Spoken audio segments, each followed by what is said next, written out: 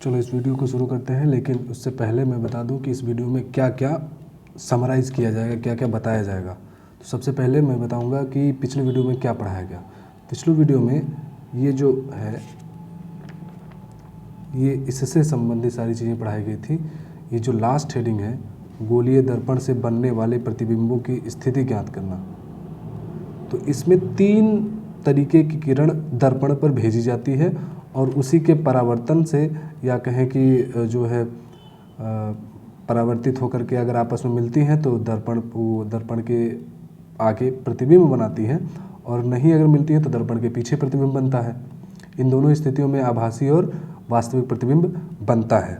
ठीक है, तो पिछली वीडियो में 3 तरीके के किरण आरेख खींचने के लिए बताया गया, जो कि ये है। पहला वाला था कि अगर हम किसी दर्पण पर मुख्य अक्ष के समांतर कोई किरण भेजते हैं अवतल दर्पण पर, तो अवतल दर्पण से वो किरणें परावर्तित होकर रिफ्लेक्ट होकर के फोकस से होकर के जाएगी, उस दर्पण के फोकस से होकर के जाएगी। ये पहला पॉइंट था। ठीक है, दूसरा पॉइंट ये था कि अगर किसी किरण को फोकस से होकर के गुजारेंगे, दूसरा पॉइंट ये है, अवतल दर्पण की ही बात कर रहे हैं अभी खाली, तो अवतल दर्पण पर अगर कोई किरण आती है और वो फोकस से होकर के दर्पण पर आपतित होती है, इंसिडेंट होती है, तो वो रिफ्लेक्ट होकर के उस दर्पण के मुख्य अक्ष के समांतर हो जाएगी। जैसे ये किरण और ये मुख्य अक्ष दोनों एक दूसरे के समांतर दिख रहे हैं। ठीक है, तीसरा क्या था? तीसरा वाला ये था कि अगर कोई किरण किसी दर्पण के वक्रता केंद्र से भेजी जाएगी या आपतित होगी, तो दर्पण से परावर्तन के पश्चात, रिफ्लेक्शन के बाद, वो उसी रास्ते से जस्ट रिवर्स जाएगी, वापस चली जाएगी। वक्रता केंद्र पर अगर भेजी गई है तो वक्रता केंद्र से वापस चली जाएगी। इन्हीं तीनों बिंदुओं का इस्तेमाल करके हम आगे की वीडियो में देखेंगे कि कैसे अवतल दर्पण द्वारा प्रतिबिंब बनता है। तो ठीक है, यहाँ से इस वीडियो की शुरुआत करते हैं। पीछे का रिवाइज कर लिया गया। अगर ज़्यादा समझ में ना आया हो तो वीडियो पीछे जा कर के हम उसको देख सकते हैं। आप लोग देख सकते हैं वीडियो, 5 वीडियो अभी तक अपलोडेड हैं, जिसमें मैंने स्टेप बाय स्टेप सभी चीज़ों को कवर करते हुए वीडियो बनाया है। ठीक है, तो वेलकम टू माय चैनल। आप सभी का स्वागत है फिर से एक न्यू वीडियो में। तो इस वीडियो में हम समझेंगे कि अवतल दर्पण द्वारा प्रतिबिंब कैसे बनता है। अवतल दर्पण द्वारा प्रतिबिंब कैसे बनता है? देखो, अवतल दर्पण 2 गोलीय दर्पण होते हैं। 2 गोलीय दर्पण, एक अवतल दर्पण होता है और दूसरा होगा उत्तल दर्पण।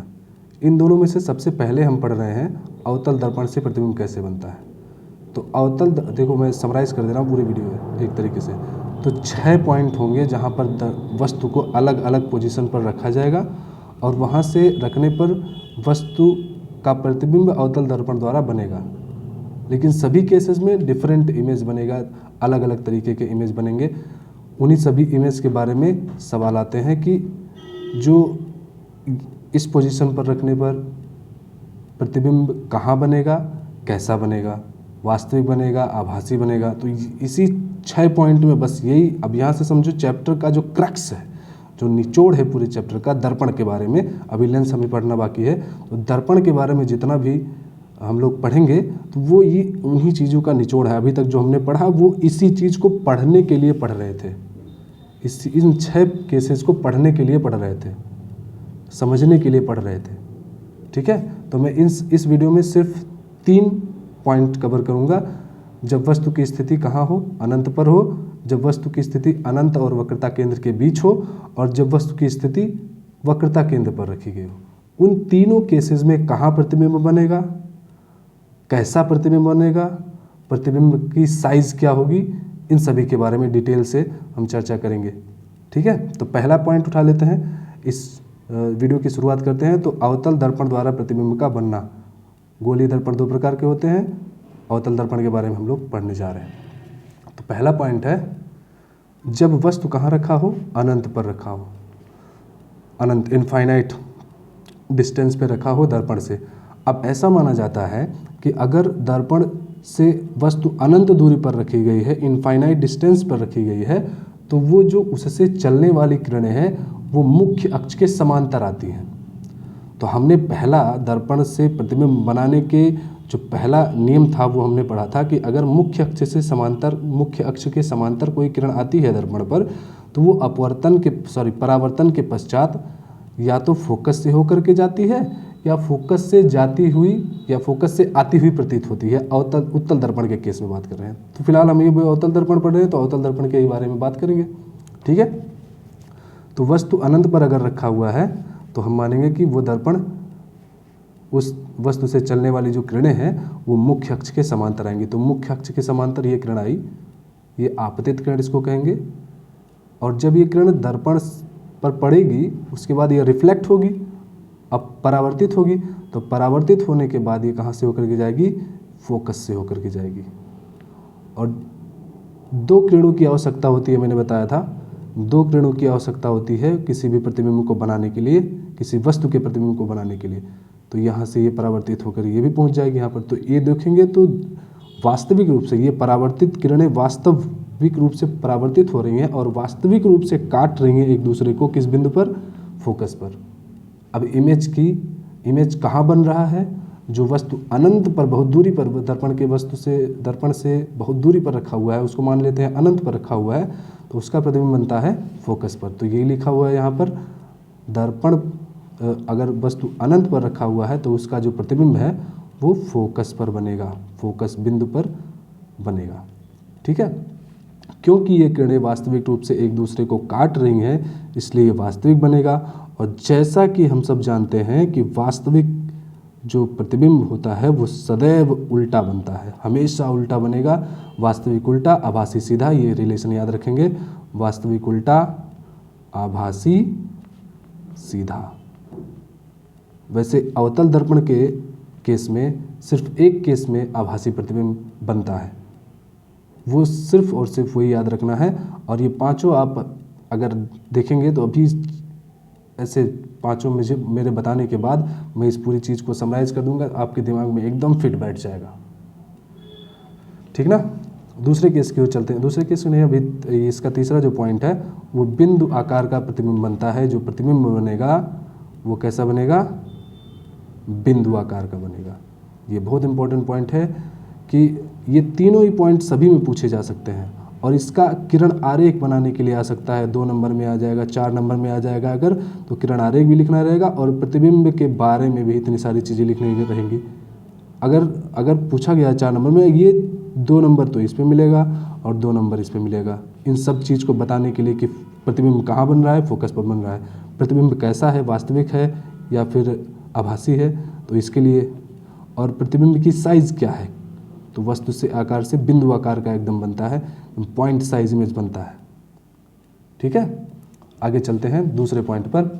अब देखो बहुत दूरी पर था, तो हर दर्पण का एक फोकस होगा और एक वक्रता केंद्र होगा। ये अवतल दर्पण है तो इसका जो फोकस होगा वो इसके बाईं ओर होगा और वक्रता केंद्र भी बाईं ओर होगा। ठीक है, ये वक्रता केंद्र है, ये फोकस है। दोनों किधर होंगे?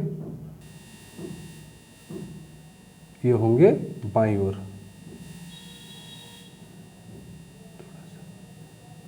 आगे चलते हैं।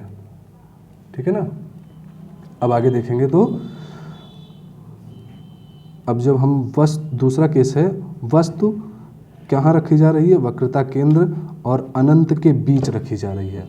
वस्तु कहाँ रखा जा रहा है? ये वक्रता केंद्र है हमारा, ये वक्रता केंद्र है हमारा, और ये इसके बियॉन्ड, इसके परे जो होगा वो अनंत माना जाएगा। तो यहाँ पर मान लो अनंत है और ये वक्रता केंद्र और अनंत के बीच इस वस्तु को रख दिया गया है। अब क्या होगा? अब किरण से एक किरण भेजी जाएगी मुख्य अक्ष के समांतर और ये परावर्तित होकर के कैसे जाएगी? फोकस से होकर के जाएगी। अब हम पूछ सकते हैं कि इस वाले ऊपर वाले केस में दोनों ही किरणें मुख्य अक्ष के समांतर भेजी गई थी तो प्रतिबिंब बन गया था। अब अगर हम इसे मुख्य अक्ष के समांतर उसको भी भेजेंगे तो भाई प्रतिबिंब तो बनने के लिए बन सकता है, लेकिन हमें उसकी साइज़ नहीं पता चल पाएगी। लगातार हम मुख्य अक्ष के समांतर ही भेजते जाएंगे तो वो कहाँ से होकर के जाएगी? लगातार यहीं से होकर के जाएगी। लेकिन दूसरा जो किरण हमें भेजना पड़ेगा वो या तो हम वक्रता केंद्र से भेज दें या तो कहाँ से भेज दें? फोकस से। तीन ही केस हम लोगों ने पढ़ा था। या तो फोकस से होकर के भेजें, ये आपतित हो रही है, फोकस से होकर भेज दें, और परावर्तन के पश्चात ये कैसी हो जाएगी, मुख्य अक्ष के समांतर ये किरण हो जाएगी। ये किरण फोकस से भेजी गई है और परावर्तन के पश्चात ये मुख्य अक्ष के समांतर हो जाती है, जैसा कि हमने उन 3 नियमों में पढ़ा हुआ है। तो ये एक दूसरे को कहाँ काट रही है, एक ये मुख्य अक्ष के समांतर जो भेजी गई है वो किरण, और ये जो फोकस से होकर के भेजी गई है वो परावर्तित होने के बाद ये कहाँ पर मिल रही है, इस बिंदु पर मिल रही है। तो जहाँ से देखो ये इसके हेड से भेजी गई है, तो ये जो भी किरण, ये दोनों किरणें एक दूसरे को जहाँ काटेंगी वो उसका हेड पोजीशन बनेगा यहाँ पर। तो इसको हम ए कह रहे हैं, तो इसको हमें ए डैश कहना पड़ेगा। अब लगातार सभी पोजीशन से किरण भेजने पर ये सिर्फ पूरे इस पूरे वस्तु के प्रतिबिंब का निर्माण हो जाता है। तो इस अवस्था में हम देख रहे हैं कि जो प्रतिबिंब है वो कहाँ बन रहा है, फोकस और वक्रता केंद्र के बीच, फोकस और वक्रता केंद्र सी के बीच ये बन रहा है प्रतिबिंब हमारा। ठीक है। दूसरे केस में क्या होगा, दूसरा पॉइंट क्या है इसका, दूसरा पॉइंट ये है कि ये वास्तविक होगा या आभासी होगा। तो 5 के 5 केस में अवतल दर्पण के प्रतिबिंब बनने की प्रक्रिया में 5 केस में हमेशा प्रतिबिंब वास्तविक ही बनेगा, और वास्तविक प्रतिबिंब हमेशा उल्टा बनेगा। कैसा बनेगा, उल्टा बनेगा, हमेशा उल्टा बनेगा। जो वास्तविक रहेगा वो उल्टा भी रहेगा। ये दोनों एक दूसरे के साथ चलते हैं, और ये वाला जैसा कि मैंने बताया ये दोनों एक दूसरे के साथ चलते हैं। ठीक है। यहाँ पर प्रतिबिंब कहाँ बनेगा, फोकस और वक्रता केंद्र के बीच, फोकस और वक्रता केंद्र के बीच। वस्तु कैसा बनेगा, वास्तविक बनेगा और उल्टा बनेगा, जैसा कि दिख भी रहा है कि ये उल्टा है, ये उल्टा है। और दूसरा, वस्तु से छोटा बना है या बड़ा बना है, तो वस्तु से छोटा अभी बनेगा। अभी जैसे जैसे हम दर्पण के नज़दीक लाते जाएंगे, इसको हम दर्पण के जितने नज़दीक लाते जाएंगे, जैसा कि जैसे पहले बहुत अनंत पे था, एकदम अनंत पे, तो अनंत पे जो था तो उसका प्रतिबिंब कैसा बना था, बहुत पॉइंट साइज का बना था एकदम। थोड़ा सा दर्पण के और आगे लेकर के आए हैं, वक्रता केंद्र और अनंत के बीच थोड़ा सा बना हुआ है, प्रतिबिंब दिख भी रहा है थोड़ा बहुत। अब जैसे इसके और पोजीशन आगे लेकर के आएंगे, ये प्रतिबिंब उतना बड़ा होता जाएगा, और बड़ा होता जाएगा, बड़ा होता जाएगा, बड़ा होता जाएगा, ऐसे ऐसे। ठीक है। तो ये वस्तु से छोटा हुआ है। यहाँ पर हमने लिखा है बिंदु साइज का, लेकिन यहाँ पर वस्तु से छोटा लिखेंगे। ठीक है। तीसरा पॉइंट क्या है, तीसरा हमारा है वस्तु कहाँ रखी जा रही है, वक्रता केंद्र पर रखी जा रही है। वस्तु कहाँ रखी जा रही है, देखेंगे तो ये सी है और ये एफ है, ये इस दर्पण का फोकस है और ये इस दर्पण का वक्रता केंद्र है। ठीक है। तो ये हो जाएगा हमारा दोनों, तो वक्रता केंद्र पर इस बार रख दिया गया है। जब वक्रता केंद्र पर रखेंगे तो एक किरण भेजेंगे मुख्य अक्ष के समांतर, ये परावर्तन के पश्चात फोकस से होकर के जाएगी, और दूसरे किरण को भेजेंगे फोकस से होकर के, तो ये मुख्य अक्ष के समांतर हो जाएगी। ये दोनों किरणें एक दूसरे को यहाँ इस बिंदु पर काट रहे हैं, यानी ये जो पॉइंट होगा वो ए डैश होगा, और यहाँ ये जो पॉइंट होगा वो बी डैश हो जाएगा, क्योंकि ये वस्तु को हमने ए बी मान रखा है। किसी किसी किताब में किसी किसी जगहों पर हम ओ डैश आई डैश मानते हैं, ऑब्जेक्ट को ओ डैश कहते हैं। ये ए बी नहीं लिखते हैं, ओ लिखते हैं, ओ डैश लिखते हैं। और इमेज जब बनता है तो उसको आई और आई डैश कहते हैं, ओ से ऑब्जेक्ट, आई से इमेज। ठीक है। फिलहाल हम ए और बी के रूप में इस चीज़ को लेकर के चल रहे हैं। तो इस केस में क्या हुआ, दोनों एक दूसरे को यहाँ पर काटती हैं, तो इस बिंदु पर इसका प्रतिबिंब बना हुआ है, यानी जब वक्रता केंद्र पर रखा जा रहा है तो उसके जस्ट नीचे प्रतिबिंब बन रहा है। और ये बहुत इंपॉर्टेंट चीज़ है, मोस्ट इम्पॉर्टेंट की कैटेगरी में आएगा कि ये एक ऐसा केस है जहाँ पर प्रतिबिंब का जो साइज़ है वो वस्तु के एकदम साइज़ के बराबर होता है। अगर हमें अपना ही प्रतिबिंब अवतल दर्पण द्वारा बनाना हो और अपने ही साइज का इमेज बनाना हो, जैसे हम 5 फुट 8 इंच के हैं, तो 5 फुट 8 इंच का प्रतिबिंब बनाने के लिए हमें उस दर्पण के वक्रता केंद्र पर खड़ा होना होगा, तब जाकर के हमें हमारा जो इमेज बनेगा वो 5 फुट 8 इंच का बनेगा। तो ये बहुत बार पूछा गया है कि वह कौन सी स्थिति है जिसमें अवतल दर्पण अपने वस्तु के बराबर का प्रतिबिंब बनाता है। तो ये जो है वस्तु के बराबर का आकार का प्रतिबिंब कहाँ बनता है, जब वस्तु को वक्रता केंद्र पर, अवतल दर्पण के वक्रता केंद्र पर रखा जाता है। ठीक है, प्रतिबिंब कहाँ बन रहा है? प्रतिबिंब की स्थिति सीधी सीधी बात है, वक्रता केंद्र पर C पर बन रहा है। वास्तविक बन रहा है, उल्टा बन रहा है, तो मैंने कहा कि छठवां जो केस इसमें आएगा उसी में सिर्फ और सिर्फ आभासी और सीधा प्रतिबिंब बनेगा। अभी तक हम चलेंगे तो सीधा दिख भी रहा है, उल्टा बना हुआ है, और किरणें, परावर्तित किरणें एक दूसरे को वास्तविक रूप से काट रही हैं, इसलिए वास्तविक होगा, और उल्टा होगा। जो वास्तविक किरणें होती हैं वो एक दूसरे, वास्तविक जो होता है वो उल्टा भी होता है, और वस्तु के बराबर का प्रतिबिंब बनाया जा सकता है इसमें, मतलब अगर उसको वक्रता केंद्र पर रखेंगे तो ये रहा 3 पॉइंट्स। अभी 3 पॉइंट्स और होंगे, वो जो लास्ट वाला है, मैं तो कहूँगा इसमें से जो तीसरा पॉइंट है वो बहुत ज़्यादा इम्पोर्टेंट है, और दूसरा भी इम्पोर्टेंट है। पहला बहुत कम पूछा जाता है क्योंकि वो जनरल केस है एक तरीके से। हम अब ये देखेंगे ना कि जो अवतल दर्पण होता है बहुत ही वर्सटाइल मिरर है। वर्सटाइल का मतलब बहुमुखी तरीके का मिरर है, सब तरीके के इमेज बनाता है, सभी तरीके के जो है प्रतिबिंब बना सकता है। वो छोटा चाहिए, एकदम छोटा चाहिए, वस्तु से एकदम छोटा चाहिए, वो भी बना देंगे। वस्तु से थोड़ा सा छोटा चाहिए, वो भी बना देंगे। वस्तु के बराबर चाहिए, वो भी बना देंगे। वस्तु से बड़ा चाहिए, वो भी बना देंगे। आभासी चाहिए, आभासी बना देंगे। वास्तविक चाहिए, वास्तविक बना देंगे। सीधा चाहिए, सीधा बना देंगे। उल्टा चाहिए, उल्टा बना देंगे। सब तरीके की इमेज ये बनाने में कैपेबल है, सक्षम है।